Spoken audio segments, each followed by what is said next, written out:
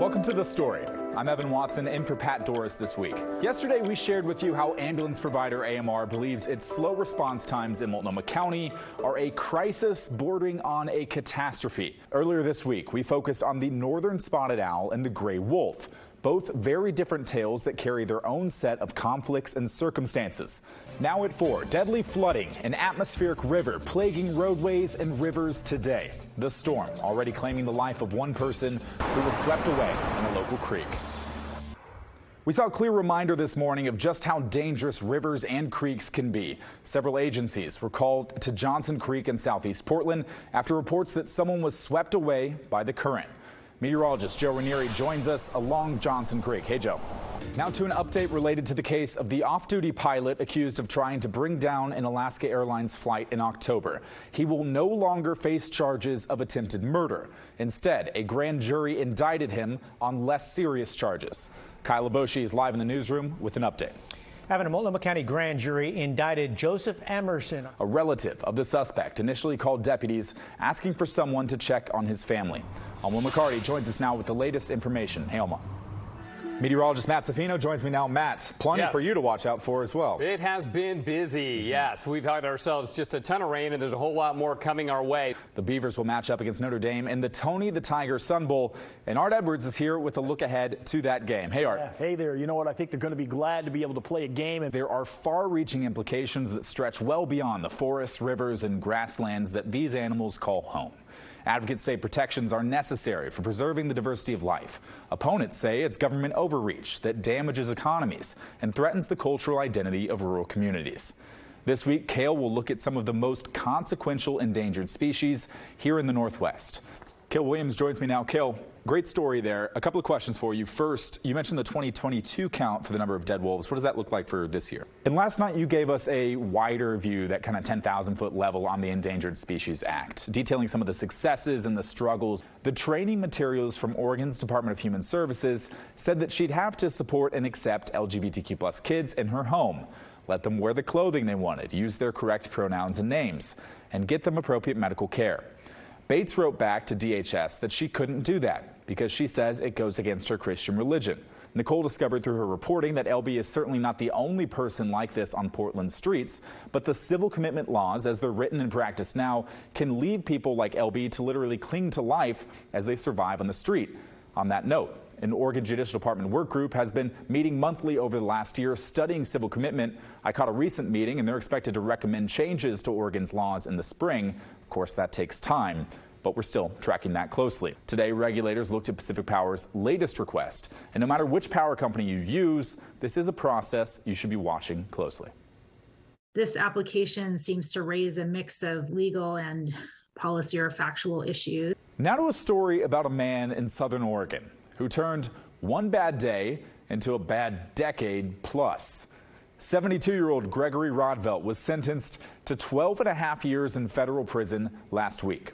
Court documents show that Rodvelt lost a property he owned because of a lawsuit. He apparently did not like that very much at all. So he set up a maze of traps, one of which hurt a federal officer.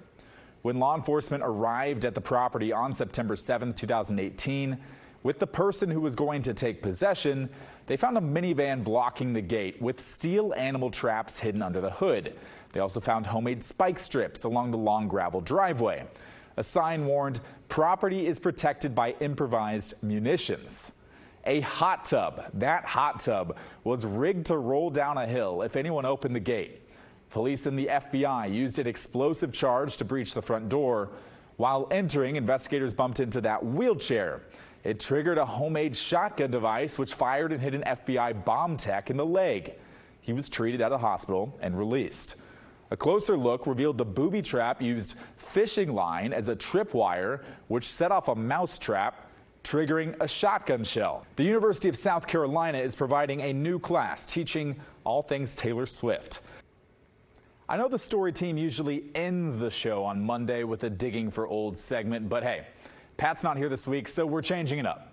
All right, now, the real reason is that today's segment connects with Kale's story that you just saw, which included a short mention of this, the phrase, "save a logger, eat an owl." Well, that is the end of our show. Thank you for watching. The good stuff is coming your way next. We'll leave you with a view from one of our sky cams. That is the end of our show tonight. Thank you so very much for watching. I hope you enjoyed your time with me this week, and I hope you enjoyed our Endangered Northwest series. For those who are wondering, Pat is scheduled to be back on Monday. Have no fear. In the meantime, enjoy your weekend and have a great night. And if you want to, come out of that Fred Meyer tomorrow and say hi to me for the KGW Great Toy Drive. Have a good one. Welcome to The Story. I'm Evan Watson, in for Pat Doris this week. Multnomah County's issues with slow ambulance response times reached a breaking point earlier this month, with Chair Jessica Vega-Peterson leveling a $500,000 fine against ambulance provider AMR for just 1 month of late arrivals, a fine that AMR is now appealing. Now, I've covered this story for many months, and AMR has repeatedly denied my interview requests, instead giving me emailed statements. Not anymore.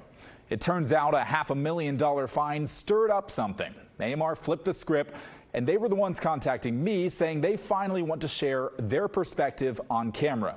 And you can bet it's our big story tonight.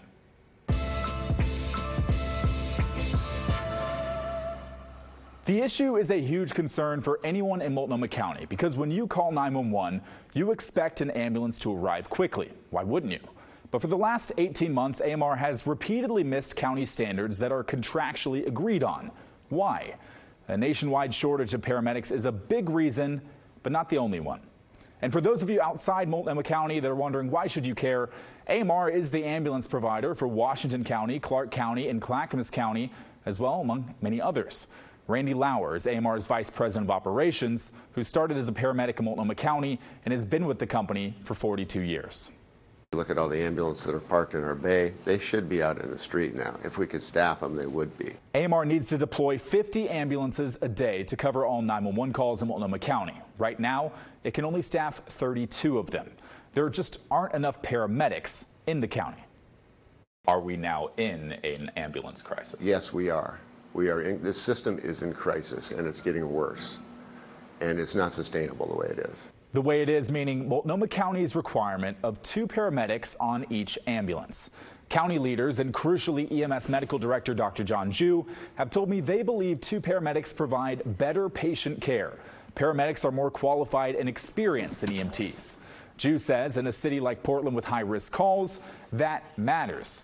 But it's much more common for ambulances to be staffed with 1 paramedic and 1 EMT. AMR, a national company with 267 operations, says Multnomah County is the only place it covers that requires 2 paramedics on every advanced life support ambulance. Switching to a 1 paramedic and 1 EMT model would allow AMR to spread out its current staff of paramedics, increasing the number of available crews. It's easier to hire and staff EMTs. Plus, Lauer says this is already in the surrounding counties where AMR operates. Clackamas County has the same paramedic EMT, so does Clark County, so does Washington County. They all produce good patient outcomes. Multnomah County doesn't have anything special over them other than they require 2 paramedics. Okay, that may be, but those counties still report issues with AMR. Washington County is short-staffed by 6 paramedics and 5 EMTs right now.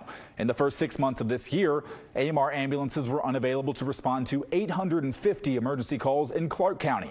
And Clackamas County fined AMR $450,000 for late response times this summer, later voting to forgive the fine if AMR invested half of it into workforce support and retention. Still, Lauer says the 1-in-1 model is crucial to improving response in the Portland area. If Multnomah County switched to a 1 paramedic and 1 EMT model, how quickly could that change overnight in terms of how many ambulances you have on the streets? We could staff probably 4 to 6 more ambulances tomorrow if they let us do that starting today. And within 3 months, 4 months tops, we could have all 50 of those shifts filled. Paramedic schools shut down during the pandemic, helping to create this shortage. AMR is currently sponsoring full-ride scholarships for EMTs to attend paramedic training, about $18,000 for each person. But training incentives are long-term moves. There is another reason AMR could be calling for a 1-on-1 model: money. An EMT is cheaper than a paramedic. Based on pay scales in the contract, EMTs are lesser qualified but also make less than paramedics. Correct. Would this be a change to cut costs and save money from a private company's perspective? No, we didn't look at it from a cost savings perspective at all. However, there will be some cost savings just because of what you said. So we're perfectly willing to whatever savings we achieve through paramedic EMT to contribute that money back into the system. In August, AMR expanded into Washington County, a move that Multnomah County Chair Jessica Vega-Peterson said was a big reason why she decided to find the company. Why should AMR expand when it can't improve its current performance where it already is? I asked Randy Lauer that same question. He said AMR mostly hired former Metro West employees. Has that spread your resources out? Are you spread too thin covering these different counties that you're pulling from one to another? No, it hasn't. We hired most of the paramedics from the former provider and a lot of their EMTs, and then we recruited a lot of EMTs. We've really gone out of our way to avoid robbing Peter to pay Paul. Instead, the danger for Multnomah County is more long-term. Once Washington County employees unionize, they'll be allowed to transfer between counties per AMR's contracts. Already, 12 Multnomah County paramedics have asked to transfer to Washington County. Now, there aren't 12 open paramedic positions in Washington County right now, but it shows the demand. If we can't prevent those 12 paramedics from leaving Multnomah County and going to Washington County, that makes Multnomah more dire right away. More dire for the people who really need help, emergency help. Here on The Story, we've shared some of those stories. A Portland man in a wheelchair hit crossing the street by a hit-and-run driver. That man died in the street waiting 32 minutes for an ambulance to arrive.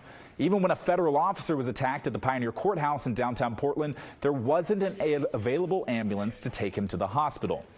But still, it's difficult to definitively say when a late ambulance changes the medical outcome of a case. And the county and AMR say they don't have proof of declining patient care, largely because fire crews still arrive to provide immediate treatment within minutes. How are you so confident that patient outcomes haven't been affected over this last year with you not getting to scenes as quickly as you would like to? I'm not totally confident. I just don't disagree with the chair's statement because we haven't done a deep analysis on patient outcomes. So whether or not we're experiencing those bad outcomes now, I wouldn't disagree with the chair, but we're facing them. They're going to come. We're going to start having bad outcomes. I also talked with Robert McDonald, the operations manager for AMR Multnomah County, and I tried to talk with him about solutions. The county and AMR are clearly at odds over how ambulances can and should be staffed. Meanwhile, you, the people who live and work here, are bearing the consequences and the risk of an understaffed ambulance system, not to mention the burnout of hardworking paramedics who are covering more than their share. Could there be a compromise here of a couple of years of allowing a one-in-one model to allow that paramedic shortage to hopefully improve and to more paramedics get trained in order to potentially revert back to the two paramedics that the county wants so much, but at least give us a grace period to get our staffing up? That's actually, you just described exactly what we are proposing. I would say let's try it for 2 years, or let's make this happen for 18 months to 2 years. But let's start measuring data now. Let's start showing proof of concept and whether this is the course of action and it's right. A fire chief said it, I think, very well, a local fire chief, is I'd rather have a paramedic and an EMT in 8 minutes than 2 paramedics in 25 minutes, no matter what the acuity of that call is. The EMS system, as it stands now, is ready for this change, in fact, clamoring for it. To its credit, AMR has been remarkably consistent in its messaging with me for the last year. With the current staffing shortage, company leadership truly believes a 2 paramedic system is the problem and a 1 paramedic and 1 EMT system is the solution. That's their perspective. And for the record, there's not much in terms of competition or any other ambulance company that could step into Multnomah County and do the job. AMR's been here for a while. Lauer told me directly the longer Multnomah County delays in changing its requirements, the longer this crisis will continue and the worse it'll get. So should members of the public here in Multnomah County be concerned knowing that in those moments of crisis and emergency when seconds and minutes matter, this is a situation that is not on the track to improvement as of now? I think they should. I think we need to be totally honest with the public, totally transparent every step of the way. And the fact is that with the system in crisis the way it is, and it going from crisis to catastrophe pretty quickly, it is going to impact them. They're going to call 911 and expect an ambulance in 8 minutes, and it's not going to get there for a long time after that, while they're with their loved one or whomever who is in dire straits. We don't want that. I mean, we all got into this career to help people in crisis. We see people at their worst days. We don't want to make their worst day worse because it takes us a long time to get there. We just urge them to make this change, make it immediately. Let us start adding more ambulances, improve the response time, get to people faster, reduce the fatigue and the burnout in our paramedics, and get back to a sustainable system. Now that's AMR's outlook. We've previously shared the county's perspective here on the story. EMS Medical Director Dr. John Ju is steadfast in his belief that 2 paramedics save lives. I asked him for supporting evidence. He sent me multiple links to studies this week, diving into paramedic response and cardiac arrest survival rates. There's little indication that either side wants to budge on ambulance staffing, leaving you, the people who live here, caught in the middle with deteriorating ambulance services. It's why we have been so diligent about following up on this topic, and it's something we'll keep doing until response times improve and the county and AMR finally find some solution. We've extended quotes from this interview in this story on our website if you'd like to learn more. Finally, we would love to hear your thoughts on this. Should Multnomah County drop the 2 paramedic requirement? Or do you put all of this on AMR? Maybe a little bit of blame on both sides. Email the story at kgw.com or call and leave a voicemail 503-226-5090.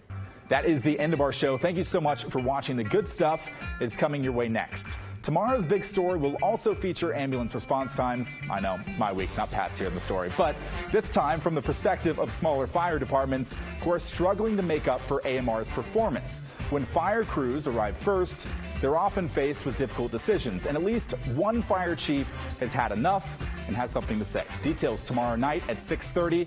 I'll make sure to see you then. Thanks for joining us.